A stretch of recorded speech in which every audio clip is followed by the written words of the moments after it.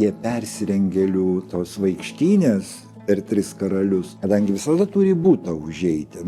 Nebuvo taip kaip aikščių šventės, dabar pas mus ten tūkstančiai susirenka ir kažką švenčia. Ne, tai kamerinė šventė labai tokia intimi, pas tave ateina 3 karalius, štai ant tavo durų palieka tuos užrašus Kasparo, Melkerio ir Baltazaro pirmasias raides, kryžiukais atskirtas, arba 3 kryželiai galėjo būti parašyti, bet tai labai individualu. Jūs aplankė, eina kitų lankyti. Ta miesto aplinka ir tos jūros žmonių savo reikalavimus diktuoja. Jeigu padarysi žmogaus ūgio karalius, vaikščios miniojinukas, tik tai tie pirmieji ir matys, pro kuriuos praėjo ta minia, kuri čia susirinko ir nemato, kas ten vyksta. Tai reikėjo, kad virš minios jie būtų iškilę, reiškia dideli.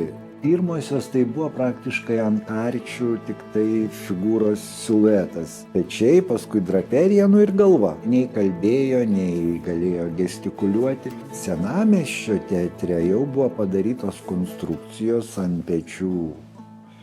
Reiškia išdidinta, jinai jau galėjo pasijungti rankos, galėjo matyti per iškirptus langelius tokį ornamentą artistas, su kuo jisai, reiškia, bendrauja, kam ranką spaudžia, o dar kaip koks pilvakalbis ir prabilti ten, jeigu pakalbint kokį vaiką.